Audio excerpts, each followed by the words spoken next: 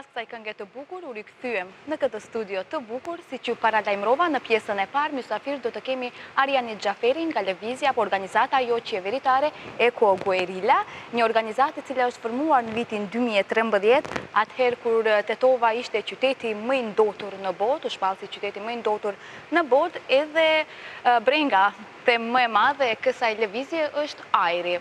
Njëri nga elementet, në fakt elementi kryesor për jetë, me ajrin po merremi tash disa vite me radhë dhe Shkupi ishte vjet disa ditë me radhë si qyteti më i ndotur në botë, po njëherë mirë se erdhe. Faleminderit për ftesën, kënaqësi është që të jem këtu në studion tuaj. Më fola pak për organizatën tuaj, guerilla, po në pika të shkurta mund të na tregoni edhe ju, domethënë iniciativën si u formua, nismën. Po ashtu, ka qenë domethënë diku fundi i vitit 2013 kur Tetova gjendej në majat e listave botërore si qyteti më i ndotur shpeshherë në botë, po rregullisht në Evropë kemi qenë më të ndoturit dhe ka qenë nevoja për të adresuar këtë çështje mundësisht për të punuar drejt gjetjes së një zgjedhje për të zbutur mbas edhe për zgjidhur problemin me ndotjen e ajrit, i cili problem shkakton të sëmundje të shumta në traktin respirator tek banorët e qytetit të Tetovës, por edhe të Pollogut në përgjithësi, po ashtu domethënë me theks të veçantë tek fëmijët, moshave 0 nga 6 deri në 6 vjeç, të cilët janë më të prekshëm dhe moshat më të vjetra, domethënë që vuanin, kam patur probleme shumë serioze dhe gratë gjatë shtatzanisë, të cilat kanë patur shtatzani të dështuara, abortuse, kështu me radhë.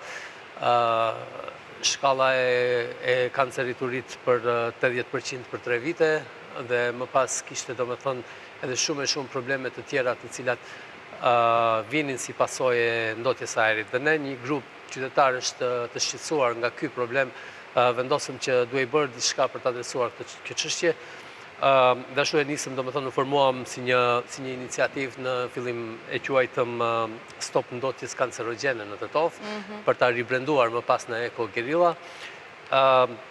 Ashtu domethënë filloi gjithçka me shumë entuziazëm, me shumë shpresë, me shumë dëshirë se do bënim gjëra të mira dhe gjëra të bukura, dhe se do kishim një përkrahje shumë të madhe të qytetarëve dhe se këtë problem do e zgjidhnim menjëherë, por sigurisht që ishim gënjur dhe ishim mashtruar sepse nuk ndodhi menjëherë. Na u det shumë kohë, shumë punë për të arritur të bindim gjithë qytetarët e Tetovës, pavarësisht çfarë gjuhë flasin në shtëpi ose çfarë kombësie kanë ose pavarësisht dallimeve të tjera, se ajri i ndotur i prek të gjithë, i vret të gjithë, i dëmton të gjithë. Kemi punuar shumë, kemi organizuar fushata shumë agresive të informimit publik dhe mediat, patjetër ta them, se kanë luajtur rolin shumë të rëndësishëm në informimin e publikut, por kemi përdorur dhe rrjetet sociale dhe mënyra të ndryshme, çfarëdo mjeti që kemi mundur që të arrijmë të rekrutojmë, të mobilizojmë, të animojmë një numër sa më të madh të qytetarëve për të shprehur pakënaqësinë, për shprehur revoltën dhe brengën ndaj një fabrike e cila punonte pa filtra, në kundërshtim me ligjet aktuale të vendit, me kushtetutën, me konventat që Maqedonia e Veriut ka nënshkruar, e kështu me radhë. Pra, ishte një betejë, ashtu, ishte një betejë shumë e rëndë, edhe pse ne ishim gjithë qejf se do e bënim shpejt, por nuk ndodhi ashtu siç pritëm. Do të merroj një fakt interesant, për shembull kur kemi biseduar me organizata ngjajshme në qytetin e Velesit, sepse Velesi gjatë kohë ka qenë një ndër qytetet më të ndotura në ish Jugosllavinë atëhershme, dhe kur na thanë ata se kanë bërë një luftë 7 vjeçare, 8 vjeçare për të arritur të mbyllin shkritore në cila dëmtonte qytetin, them drejtën, neve u trishtuam sepse nuk kishim 7 vjet kohë. Fatmirësisht, rezultatet tona u arritën pak më shpejt, sepse morëm përvojë edhe nga aktivistët e Velesit, por edhe nga shumë të tjerë, dhe punuam dhe sigurisht kishim fatin që vepruam në moshën e rrjeteve sociale dhe arritëm që për një kohë rekorde 3 vjeçare të sjellim një ndryshim prej 60% në përmirësim të ndotjes së ajrit, për çka domethënë si shtat në 2013 kemi qenë qyteti më i ndotur në botë, në Evropë shumë herë, por më pas domethënë vitin e kaluar kemi qenë në vendin e 10 në Maqedoni. Po, Pra që nga 2013, një sër aktivitetesh, një luft, një betejë e madhe, po keni bërë arritje të madha. Duhet themi falimderues sigurisht janë shikuesi gjithë qytetarët, jo vetëm të Tetovës, sepse në mbarë Maqedoninë pse jo, ne jemi gjithë qytetarë të një vendi, po besoj ju njohin edhe shikuesit më, edhe nga mediat ju kemi përcjellur, por edhe nga Facebooku keni hyrë tashmë se si në shtëpi, eko guerilla. Mirë po dua që regjia na shpall tani disa fotografi, çfarë ka bërë Arianit Xhaferi para se të bëhet pjesë e eko guerillës. Sigurisht u intereson shikuesve. Nuk e di, hajde të shohim. Çka është kjo fotografi këtu? është një armë mitraloz i rënd kundër ajror. Avion ushtarak, kam punuar disa vite, domethënë në lindjen e mesme, përgatësisht në Afganistan, në misionin paqëruajtës të, domethënë në Afganistan. Dhe këto janë disa pamje që do i keni marrë nga profilim në Facebook. Domethënë janë pamje të punës time gjatë viteve 2008 deri në vitin 2010. Ke pas? Ka qenë punë shumë e mirë, domethënë më ka pëlqyer shumë sepse kam patur një ekip shumë të mirë për cilët kam punuar. Isha kontraktor civil i Departamentit Amerikan të Mbrojtjes, kam punuar në aviacionin civil. Nuk kam patur të bëj gjë me armët që duken në foto, me avionët po. Je paqësor. Por janë çështje, domethënë momentesh, domethënë ato janë armë, sidomos ai mitralozi kundër ajror është jo funksional. Janë thjesht domethënë disa punë qefi të momentit, të cilat i kemi bërë gjatë punës tonë në lindjen e mesme. Mirë që u shpjeguam se ato që shohin Facebookin tuaj mund të mendojnë çka mos, edhe thonë ja Arianiti që po na shet mend. Sa vite keni qëndruar atje? 4 vite, kam punuar 4 vite në lindjen e mesme. Jeni kthyer në vendlindje me pauza me? Sigurisht, kam patur domethënë diku 4 pushime në vit. Ka qenë një punë shumë, si thash, shumë e mirë, sepse është paguar shumë mirë dhe kushtet kanë qenë shumë mira. Po sa ka ndiku kjo punë personalitetin tënd? A ka pas ndikim se 4 vite nuk janë pak? A ka ndikuar pozitivisht? Marrësh ndonjë virtyt? Them që po, shkaku se kemi jetuar në regjim të ashpër, strikt ushtarak, në përbaza ushtarake ku ka rregulla shumë të rrepta të cilat duhet i përmbahesh. Pastaj puna ime si në departamentin e planifikimit operativ të aviacionit civil ka qenë punë me përgjegjësi shumë të madhe dhe në një ambient të tillë stresues është shumë e vështirë domethënë t'ja dalësh gjithmonë me sukses 100%.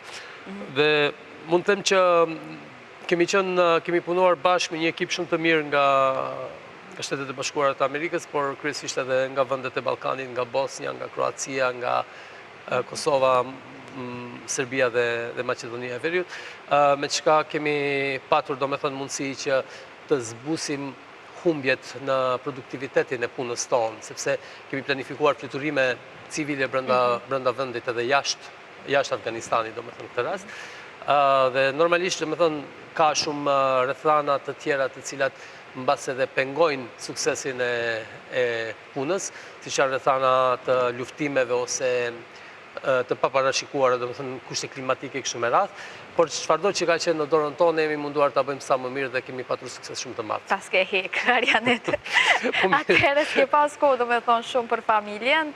Kam qenë larg familjes sigurisht. 4 pushime, po tash sa ke kohë për familjen? A tankohen familjes? Leje ajrin bre. Jo, për fat të mirë, domethënë mundohemi të gjejmë një balans midis punës edhe jetës private dhe familjes, po edhe shoqërisë, sepse do e mos ne jemi qenie sociale cilët duhet të shoqërohemi edhe me njerëz të tjerë edhe me familjen, por edhe punën ta bëjmë si duhet. Sigurisht që ka patur raste kur familja ime ndoshta edhe është ndjerë e lënë pas dore dhe unë kam ndjerë vetë atë mungesë, sepse gjatë fushatave që kemi patur shumë agresive, sidomos gjatë periudhave kur kemi organizuar protesta, ka ndodhur që për 4 ditë, 5 ditë unë kam qenë domethënë nga 1 orë ose 2 orë në total në shtëpi, sepse kemi qenë gjithmonë në terren duke punuar dhe duke u përgatitur. Dhe ka patur raste kur pashortja ime më ka thënë që më shpesh më shen në televizor se në shtëpi, sepse ka ndodhur këto gjëra, sepse gjatë atyre ditëve domethënë kam qenë gjithandej nëpër media. Sa për informim, domethënë në televizionin 21 kam qenë shumë herë dhe nuk arriti numëroj më. Por kam patur raste kur brenda një dite kam qenë në 7 media të ndryshme, qoftë kjo në formë të prezencës në studio, të një deklarate në rrugë, të një deklarate në telefon, të një deklarate me shkrimi kështu me radhë, do thotë kanë qenë periudha ku angazhimi ka qenë shumë i madh, por më e rëndësishmja është që familja ime ka kuptuar se këtë që po e bëj nuk e bëj për vete, nuk e bëj vetëm për ata, por po bëjmë diçka si organizatë, unë si aktivist dhe organizata me cilën punoj, jam bashkëthemelues dhe me vullnetin dhe kërkesën e bashkëthemeluesve të tjerë e udhëheq, kemi bërë një punë për gjithë qytetarët e Tetovës dhe dikush duhet sakrifikoj. Besoj janë falimderuesi që përmenda edhe njerë gjithë qytetarët. Kërkoj nga regjia tani disa fotografi, ato fotografit me mur, do të kronologjikisht do të fillojmë pra me aktivitetin e fundit që keni patur. Mund të na shpjegosh pak derisa dalin fotografit dhe çka është kjo? Kjo është në fakt një aktivitet i përbashkët me një grup artistësh ose aktivistësh që themi ne, aktivizmi, dhe është bërë, do të thotë është një mur në rrugën për në banjat e Tetovës, i cili siç po shihet edhe në pamje, ka rrezik të bjerë. Kjo rruga kur është konstruktuar, do me thënë ky mur nuk është ndërtuar sipas standardeve të si shumë mure të tjera. Dhe prandaj kemi vendosur që vendojmë kështu dy figura të printuara në 3D, themi, të cilët bëjnë sikur e mbajnë atë mur. Ndoshta kjo do të tërheq vëmendjen e autoriteteve komunale, sepse duhet rregullohet, kalojnë shumë njerëz për rekreacion, për qejf, por edhe për arsye tjera që shkojnë tek banjat e Tetovës edhe për ujin shërues që ka, dhe përballen me këtë pamje dhe përballen me këtë rrezik se ky mur mund të bjerë dita ditës. Unë do thoya është muri i korrupsionit, që duhet bjerë korrupsioni para murit, por dje keni vendosur këtë? Sot e keni vendosur? E shpresoj ndikoj, nëse ndikon, do të na tregosh, do të na informosh nëse rregullohet muri. Shpresojmë që do të ketë një rezultat të mirë. Sensibilizohen që mos t'jenë në rrezik qytetarët.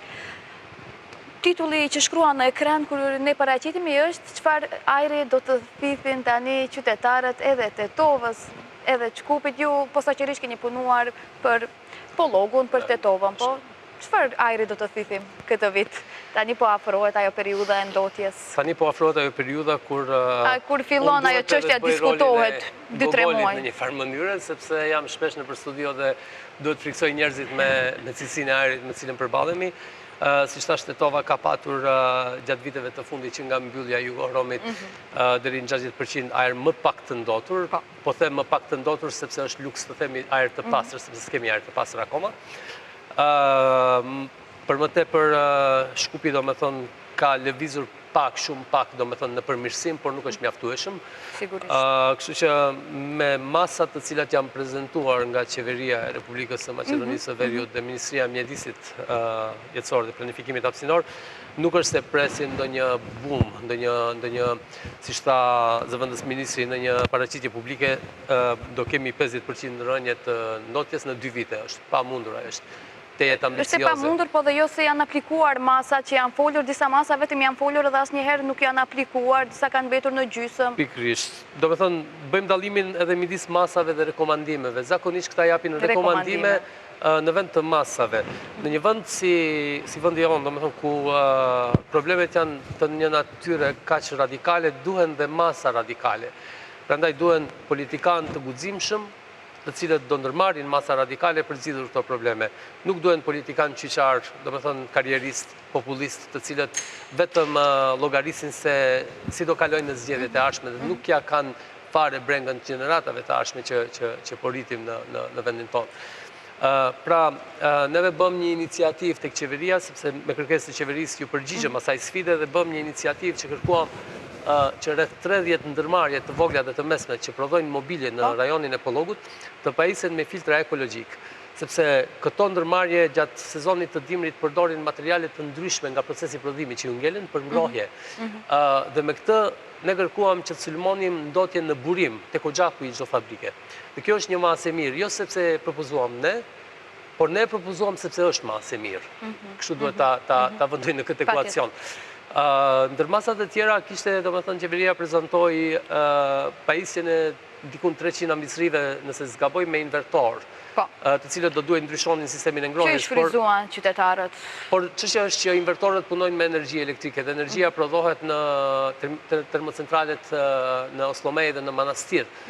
Pra këto komunitete në këto qytete do vuajnë sepse në disa 300 familje do ngrohen me energji elektrike. Kishte një mas tjetër që flet për kulmet e gjelbërta ose fasadat e gjelbërta që i thonë. Neve në Tetov, sidomos, humbim hapësirat të gjelbërta nga biznesmenët të cilët ndërtojnë pallate dhe ato jardinjerat, do me thënë si pjesë të arkitekturës dhe infrastrukturës së qytetit, po shkatrohen për të shndruar në parkingje për këto pallate. Do me thënë, ne humbim atë që kemi si hapësirë të gjelbërta, që është natyrale, për të bërë kulme të gjelbërta. Prandaj këto janë masa kozmetike, këto janë facelifting. Po, janë promovuar edhe bicikleta, shtigjet për bicikleta, trotinetët. Tetova nuk ka shtigje për bicikleta. Unë para një viti, mbase në nëntor, jo sakt para një viti, në nëntor, unë vetë përdor bicikletën në qytet, ashtë sa mundem, dhe thyva të di krahët, shkaku se u aksidentova me bicikletë, sepse s'ka infrastrukturë adekuate për të promovuar përdorimin e bicikletave. Nga ana tjetër, Tetova nuk ka transport publik, në vitin 2019 o njerës. Do me thënë, është çmenduri, derisa Shkupi po porosit 33 autobus si pas standardeve më të fundit, Tetova nuk ka akoma transport publik në këtë ditë. Tetova po rritet, po zmadhohet, dhe ka njerëz të cilët nga pjesa veriore e qytetit punojnë në pjesën jugore apo anasjelltas dhe duhet lëvizin. Këta njerëz, do me thënë, përdorin makinat e veta për të lëvizur dhe kjo shkakton kaos në trafik. Mungesa e parkingjeve e bën akoma më të pamundur, do me thënë, qarkullimin sepse njerëzit parkohen edhe paralelisht. Në për trotuare. Gjithçka, do me thënë, që është premtuar gjatë fushatave parazgjedhore, sidomos nga kryetarja aktuale Teuta Arifi, do me thënë, pjesa më e madhe e këtyre problemeve, e këtyre premtimeve që u bën që do zgjidhnin këtë problem, nuk janë plotësuar. Do me thënë, janë lënë anash plotësisht. Prandaj sot qytetarët e Tetovës vazhdojnë të vuajnë problemin e ndotjes edhe nga makinat, të cilat janë rreth 40.000 në numër, dhe rreth 10.000 prej tyre, do me thënë, qarkullojnë çdo ditë në qytet. Mirë, përmendet makinerin, anviseria, cilën nga këto ndosin ajrin më shumti? Po them që anvisërit do ishin, midis të dyjave, anvisërit do ishin ato që ndotin më shumti, shkaku se numri më i madh i anvisërive është, do me thënë, krahasuar me numrin e makinave që qarkullojnë çdo ditë. Dhe për këtë arsye, qysh para zgjedhjeve parlamentare, qysh në kohën e regjimit të kaluar, kemi propozuar që Maqedonia e Veriut të punoj më seriozisht dhe në mënyrë më efektive për gazin natyror, do me thënë të përdorim gaz natyror për ngrohje të anvisërive. Si që din opinioni publik, do me thënë rjeti primar është drejt përfundimit dhe besoj që diku me sa shohem, do me thënë, në base fundi i 2019 ose pranvera 2020 në varësisht prej rreshjeve dhe kushteve klimatike si do jenë, do ketë një, do me thënë, gypat e gazit natyror do mbrin tek portat e qytetit në Tetov. Për pastaj sfida e madhe është, do me thënë, ndërtimi i rjetit sekundar dhe tercial të shpërndarjes në për qytet. Dhe kam frikë se ndërtimi i këtij rjeti do i lihet në dorë komunave tona dhe komuna e Tetovës nuk është në gjendje gropa të mbush, jo të më të ndërtojë një rjet të tillë gjigant, cili është një sipërmarrje shumë e madhe. Por sidoqoftë, gazi natyror është zgjidhje. Për të hequr, do me thonë, ose për zbutur sadopak ndotjen nga anvisëri që vjen. Tani për tani, këtu në aplikacionin që është për ndotjen e ajrit, të themi, tregon 29 mikrogram në metër kub për qytetin e Tetovës. Mirë jemi njëherë për njëherë. Ta shohim pas një muje, për të filloje pak të ftohet temperatura dhe të fillojmë të përdorim shporetat. Është kënaqësi me shporet, disibe? Me dru. Është por... Bëj shaka. Arianit. Duhet bërë do sakrifica, do me thonë, për mjedisin. Pikërisht, aty duat ndalem. Do me thonë, ne vazhdimisht kritikojmë qeverin, kritikojmë kryetarët e komunave se nuk dërmarrin masa, po për shembull qytetarët vetë. A do të mund t'ja arrin qytetarët mos ndosin ajrin, të kemi një ajër më cilësor nëse ata vetë angazhohen, duke nisur nga secili vetë? Shikom, çdo njeri prej nesh duhet bëj pjesën e tij. Unë tash se lëviz me bicikletë në qytet, për shumë arsye. E para nuk më harxhon as pak, e dyta nuk vuaj gjej një vend për të parkuar, më shpejt arri sigurisht, do me thonë edhe është e shëndetshme, por ka sfidën e, do me thonë, mungesës e infrastrukturës, sepse edhe vetë u aksidentova. Qytetarët mund bëjnë edhe disa gjëra tjera në këtë drejtim, domethënë është mirë që të mundohen që sa më pak të konsumojnë domethënë këto pajisjet ose qeset e plastikës, sidomos plastika është shumë e dëmshme në ndotjen e mjedisit, por edhe në ndryshimet klimatike në përgjithësi, domethënë është një problem shumë i madh. Konsumi i produkteve të mishit është shumë problematik dhe ne jemi një popull mish ngrënës në kulturë. Gjithë Ballkani. Kulturë Ballkani, sigurisht. Por ka domethënë ka edhe disa, siç thash, ka disa sakrifica që duhen bërë. Mirë po, shpeshherë qytetarët do veprojnë në bazë të asaj që ju dikton ligji, derisa ligji po implementohet.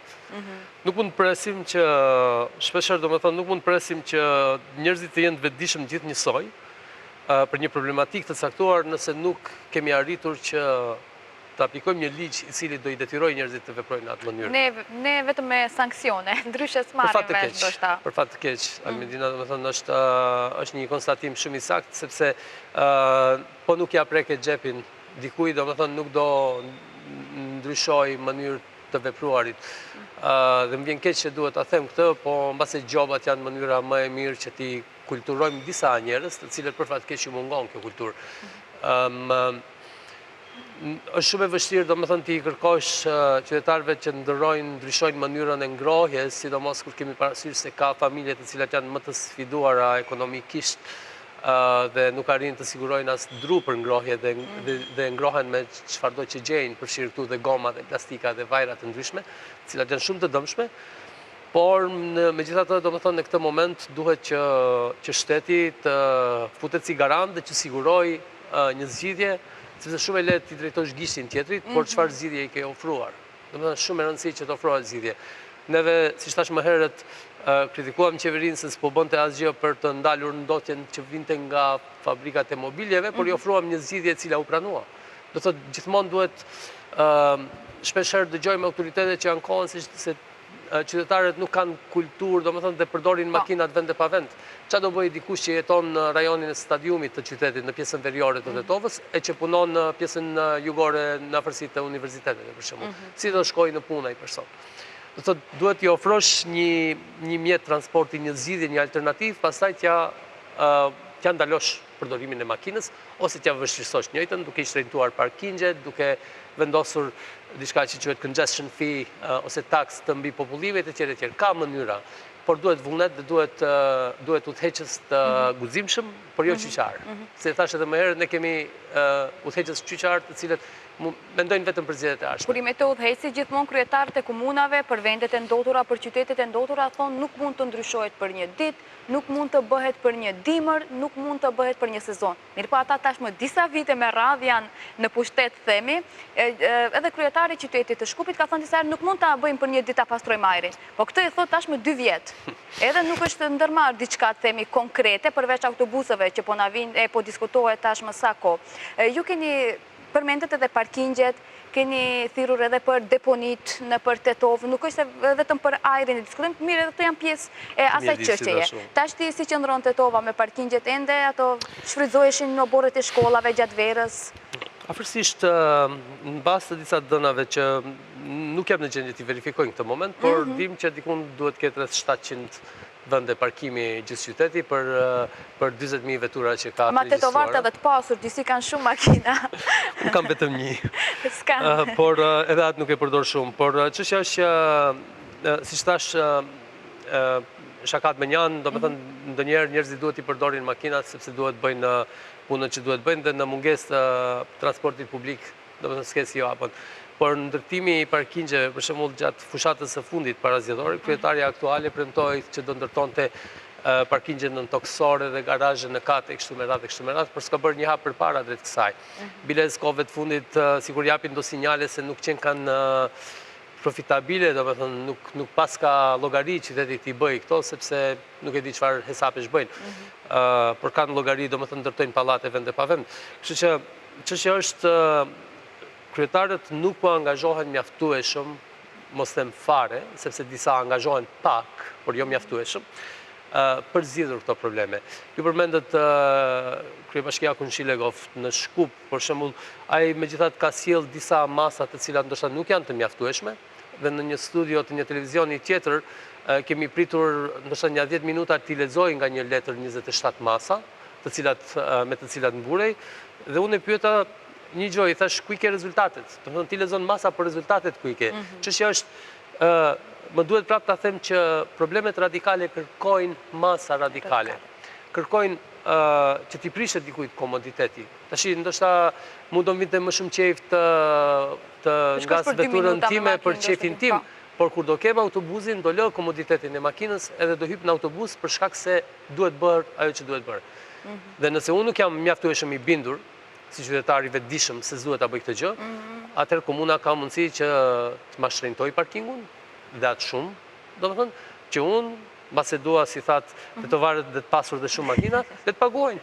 Ke qejf, paguaj. Do të thënë qefi me pare buhet, ashtu thonë. Më falë, ndërpërës tani, kur ishim të kryetarja, keni kërkuar nga kryeministri që t'i miren ingerencat kryetares Tetovës, Teuta, Arifi. Keni ndonjë përgjigje nga kryeministri, keni diskutuar, çfarë thonë, çfarë do ndodh? Jam besoj kurioz. Çdo gjë është në kohën e ardhshme. Do të shohim, do të bëjmë, do të thënë zakonisht përgjigjet që marrim nga këto.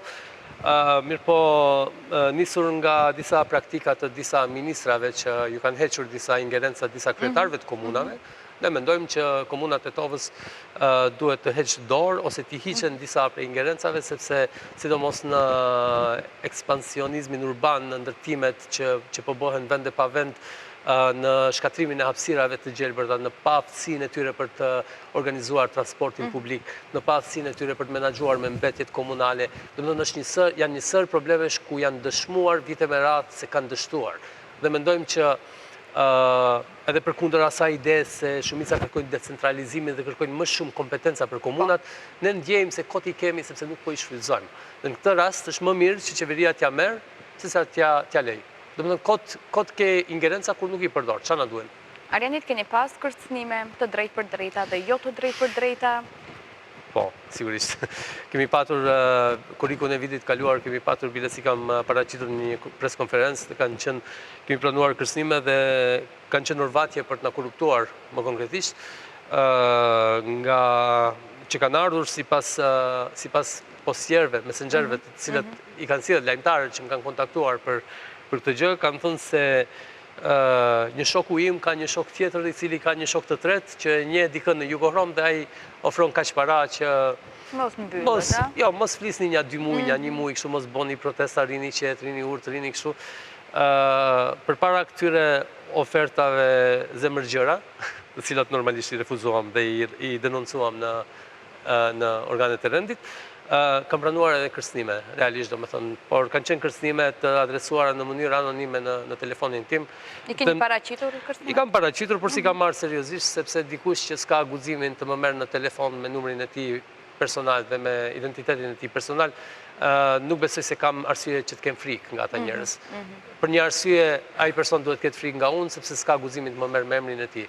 Kështu që nuk e kemi marrë seriozisht, por i kemi denoncuar thjesht dhe jemi habitur të drejtën që në regjimin e Gruevskit dhe të Mjallkovit nuk kemi planuar kërcënime, por kjo në ndodhi në kohën e Zaevit dhe Angjushevit. Për shembull, kjo ishte pak e çuditshme për ne. Mirë po, ata kriminalët do me thënë gjithmonë gjejnë mënyrë për të përfshirë në punët e çdo qeverie. Sigurisht që i kemi, si thash, i kemi refuzuar gjitha ato oferta dhe i kemi denoncuar tek organet dhe kemi denoncuar publikisht si thash edhe përmes një konference për media. Kemi folur gjëra gjatë në për shumë media në lidhje me këtë temë, por çfarë është më e rëndësishme për ne është se siguria jonë personale nuk është aq shumë brenge jona, dhe nuk është aq shumë brenge për cilën duhet diskutojmë. Po, duhet se patjetër se edhe ju përballeni me ato gjëra, duhet ta dinë qytetarët edhe shqiptuesit, se nuk është e lehtë edhe rruga juaj. Për neve ka qenë as pak e lehtë. Mirë po, për neve ka qenë shumë e rëndësishme siguria dhe shëndeti i gjithë qytetarëve tonë. Përfshi këtu dhe fëmijët tanë, familjet tona në radhë të parë, po edhe gjithë të tjerët. Si thash, nuk kemi dalë aty për vete. Po. Kemi marrë përsipër të bëjmë një gjë që bëjmë diçka të mirë për gjithë qytetin, sepse qyteti ynë po mbytej. Po po mbytej do me thënë nuk merrte frym dot. Dhe ne kemi patur edhe sloganin mlet marr frym, do me thënë gjatë kampanjës tonë. E kam thënë shumë herë, do me thënë, sa herë që kemi marrë kështu kërcënime, kam thënë, shikoni, unë jam një person, sot jam, nesër mund mos jem, për çfarë do arsyesh? Do me thënë, jam një njeri, një frym, dhe mund mos jem nesër. Por kjo luftë nuk do mbaroj me mua. Do me thënë, për shkak se Eko Guerilla si organizat ka një mision rreth të cilit është ndërtuar. Nuk është ndërtuar rreth figurës time, ose personalitetit tim. Jam apo s'jam unë, ajo luftë do vazhdoj, sepse ka me mira, me qindra mira, tjerë do me thënë të cilat e ndjejnë, dhe unë do doja përmend nga këtu se kemi shumë të ri dhe të reja, të cilët ndoshta edhe ndjekin këtë emision më shumë, të cilët çdo ditë do me thënë na bashkohen dhe i trajnojmë dhe i rekrutojmë dhe punojmë bashkë për të adresuar sfidat e reja. Sepse në fund të fundit gjenerata ndrohen, sfidat ndrohen dhe unë do doja dhe gjithë ne në organizatën tonë do donim të shihnim qasje të reja, më inovative, nga të rit kreativ që kemi. Ideja të reja, patjetër. Prandaj duhet t'ju japim atyre hapësirën. Pra cilësia e keqe e ajrit, cilësia e dobët e ajrit ka rrezikuar sigurisht jetat e fëmijëve, jetat e nënave, të cilat kanë rezultuar edhe me aborte. Ju keni apeluar që këto raste të denoncohen. A ka raste që faktikisht janë denoncuar dhe kanë quar procesin deri në fund, se zakonisht ndonjëherë fillojmë, po për shkak të procedurave, dokumentacioneve, ose ku ta di unë, i lëm në gjysmë. A ka raste të denoncuara, sa prej tyre nëse keni të dhëna? Nuk mund ta them, sepse nuk kemi ashtu të dhëna, do me thënë këto janë punë të cilat kërkojnë një administrat shumë të madhe, të cilën ne si grassroot organizat nuk e kemi. Sidoqoftë ne i kemi ofruar gjithë qytetarëve të interesuar ndihmën tonë për t'ju siguruar disa informacione, mbase edhe për t'i lidhur me disa avokat të mirë të cilët mund ta çojnë këtë çështje më tej. Por çështja është që zgjidhja e këtyre konflikteve të këtilla, për shembull nëse do ke dikush që ka denoncuar, duhet me dojë mos bëhet përmes organeve të drejtësisë, të cilat në Maqedoninë e Veriut janë për fat të keq, do të thonë më të korruptuarat mbase edhe të kushtueshme, edhe të kushtueshme, por edhe do të thonë ka nevojë për një vetting të hollësishëm edhe për një filtrim, ngjashëm si filtrimi i ajrit, do të thonë duhet filtrohet edhe drejtësia, sepse mos funksionimi i shtetit ligjor është problemi ndoshta i parë ose më i madh që i sjell gjitha këto probleme. Le ta shohim kështu. Jugohromi si një subjekt, si një biznes, është një ndotës dhe puna e ndotësit është të ndot ajrin, kaq. Por kush ja lejon? Do me thënë, ja lejon mos funksionimi i shtetit ligjor, sepse kompania në fjalë funksiononte në kundërshtim me ligjet e vendit. Dhe në vend që të kemi neve një qeveri e cila do sigurohet që ligji po implementohet, dhe të kishim një gjykat e cila do sigurohet që qeveria po implementon ligjin, dhe më pas kishim një avokat të popullit i cili sigurohet se të drejtat e qytetarëve po mbrohen me ligj, sepse drejta për ajër është drejtë kushtetuese. Ne kishim një klan të përbashkët të gjithë këtyre, do me thënë, të cilëve nuk ju interesonte fare. Dhe në momentin që nuk funksionon shteti ligjor dhe sundimi i të drejtës, përballesh me situata ku Tetova, Shkupi, Manastiri, Kumanova e qytetet të tjera, do me thënë, mezi marrin frym gjatë dimrit. Kjo është problem. Po, ligjet i kemi shumë të mira, Maqedonia e Veriut ka ligje, po, implementimi nuk është ai që është. Ligjet evropiane, por implementimi afrikan është. Një krahasim shumë i bukur. Tani, Arianit, sa është e gatshme kodra e diellit këtë dimër t'i pret qytetarët? Në bazë të asaj që kam kuptuar nga miqtë e mi në iniciativën Ta shpëtojmë kodrën e diellit, janë bërë hapa konkret dhe presioni i kësaj iniciative ka qenë shumë i madh. Unë kam patur kënaqësinë që t'jem një nga iniciatorët e iniciativës, edhe pse për fat keq nuk kam patur më shumë kohë t'i kushtoj kësaj iniciative shumë të mirë, dhe të drejtën s'kam pasur dhe shumë dituri për këtë çështje, sepse s'jam shumë i skijimit dhe sporteve dimrore. Ajo që është bërë është që u arrit të asfaltohet gjithë rruga deri në kodrën e diellit, një kilometër shëmbeti. Nuk e di pse e lanë, por u përfundua dje me gjas këto ditë, dhe u lëshua në përdorim një ski lift i ri, do me thonë një gjashtë ullës e mbyllur me gjas, e cila ka qenë domethënë një nga kërkesat e iniciativës të shpëtojmë kodrën e diellit. Ajo që mbetet për të bërë është që kompania që menaxhon me resurset e kodrës së diellit ti merret e drejta e menaxhimit shkaku se nuk ka investuar, domethënë nuk i është përmbajtur koncesionit cilin ka nënshkruar me qeverinë dhe me siguri duhet kërkohet një investitor pak më serioz i cili do investojë në rritjen e kapaciteteve. Ka shumë turistë, por nuk ka hotele. Dhe imagjinoni, nuk e di nëse ju ka ndodhur që gjatë dimrit të ngjiteni lart, disa kilometra duhet ta lini larg veturën për të arritur deri tek shtigjet e skijimit, shkaku se nuk ka as parkingje, nuk ka as garazhe në kate, si në Tetove dhe atje, dhe nuk ka domethënë dhe teleferiku i cili do krynte shumë punë, që ka lidhur Tetovën me kodrën e diellit, nuk është funksional një kohë më të gjatë. Pra ka akoma sfida që duhet bërë që kodra e diellit të bëhet ajo që ka qenë dikur. Në kohën e ish Jugosllavisë ka qenë një nga qendrat më të mira në Evropë. Janë mbajtur turne ndërkombëtare aty, domethënë kanë ardhur skiatorë profesionistë nga gjithë Evropa që kanë bërë gara. Kurse sot, domethënë, është bërë një fshat i shëmtuar malor, domethënë sepse nuk është investuar mjaftueshëm. Unë mendoj që kam besim të plot tek djemtë e iniciativës ta shpëtojmë kodrën e diellit, se ata nuk do s'mbrapsen dhe do vazhdojnë presionin derisa të bëjnë atë që duhet bërë. Arianit, falemnderoj shumë, një bisedë shumë e këndshme, jo vetëm për mua, por për gjithë shikuesit. Në fund vetëm një fjali, çfarë ajri do të thithë Tetova këtë fundvit në fakt? Unë shpresoj shumë që do vazhdojmë atë trendin e viteve të fundit, kur kemi patur rënje, shpresoj shumë. Dhe mendoj se nuk do jemi të parët në Evropë, as të parët në Maqedoni. Megjithatë, ne do vazhdojmë që ta ulim edhe sa më shumë domethënë dotjen e ajrit, duke aplikuar masat këtilla siç janë filtrat për ndërmarrjet e prodhimit mobiljeve kështu me radhë. Kemi plot zgjidhje, mjafton që të na dëgjojë qeveria. Shpresoj edhe unë suksese në për iniciativat, aktivitetet tuaja. Ne do qemi përsëri, besoj pas 2-3 muajsh të diskutojmë për ndotje përsëri sigurisht, dhe kemi edhe shumë tema tjera me të cilët mund të flasim me ju. Falemnderoj edhe një herë dhe mirupafshim edhe në emisione tjera. Gjithmonë kënaqësi, falenderoj. Tani miqtë të dashur, do të shkojmë me një blog publicitar për të kthyer me të ftuarën e dytë për sonte.